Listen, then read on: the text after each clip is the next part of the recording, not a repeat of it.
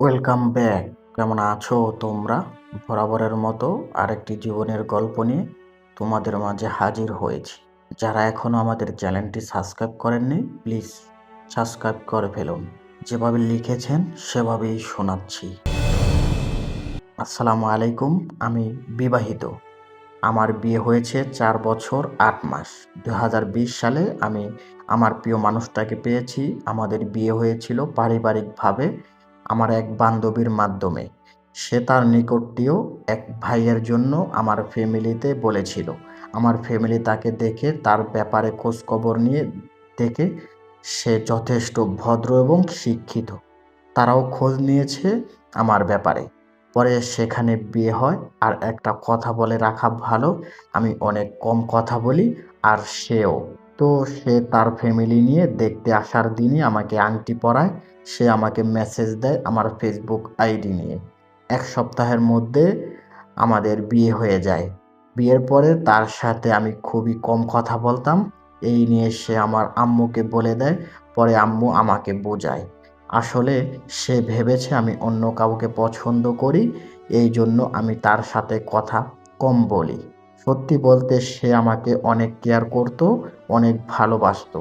আমি যা বলতাম তা মন দিয়ে শুনতো। তার অফিস ছুটির দিনে আমাকে ঘুরতে নিয়ে যেত, যেন আমি ফ্রি হই তার সাথে। এরপর আমি আমার বাবার বাসায় বেড়াতে আসলে সেও আসতো, কিন্তু সেদিন আসতো না। ওই দিন আমার অনেক খারাপ লাগতো তাকে ছাড়া। তাকে অনেক মিস করতাম। বুঝতে পারলাম তাকে ছাড়া আমি শূন্য। এরপর রোজায় সে আমার ছোট বোনের জন্মদিনে কেক এনে সেলিব্রেট করেছিল। আমার ফ্যামিলির প্রতি তার এসব কেয়ার আমার মনকে তার প্রতি আরও দুর্বল করে ফেলল। আমি যখন প্রেগনেন্ট ছিলাম তখন সে আমার অনেক খেয়াল রাখতো। একটু কিছু হলেই সারা রাত আমার মাথা টিপে দিত, পা টিপে দিত। যা আমি করতে দিতাম না তারপরও করতো। প্রতি মাসেই ডাক্তার দেখাতো। আর বেবি ডেলিভারির দিন তো আমার কষ্টে দেখে সে কান্নাই করে দিয়েছে। মাঝরাতে গিয়ে মসজিদে তাহাজ্জুদ নামাজ পড়েছে। সকাল ভোরে আমার ছেলে হয়। আমার অনেক কষ্ট হয়েছিল ডেলিভারির পেইনে। ছেলে হওয়ার ৪ মাস পর সে বিদেশে চলে যায়। দেশেও সে ভালো বেতনের স্যালারি পেত। ভালো ভবিষ্যতের আশায় বিদেশে যায়। তখন আমি অনেক ভেঙে পড়ি তাকে ছাড়া। সব কিছু কান্না আসতো, তারপর আস্তে আস্তে সব ঠিক হয়। সেও কান্না করতো আমাদের জন্য। আমার সাথে কথা না বলতে পারলে তার মাথা গরম থাকতো। এই ৪-৫ বছর বিবাহিত জীবনে আমাদের কখনো তেমন কোনো বিষয়ে ভুল বোঝাবুঝি হয়নি। আর আমি রাগ করলেও সে কীভাবে জানি আমার রাগটা পানি করে ফেলতো। সে আমাকে অনেক বুঝে। জীবনের সবচেয়ে দামি জিনিস বলতে আমি আমার হাসব্যান্ডকে বুঝি। সে আমার সবচাইতে প্রশান্তির জায়গা।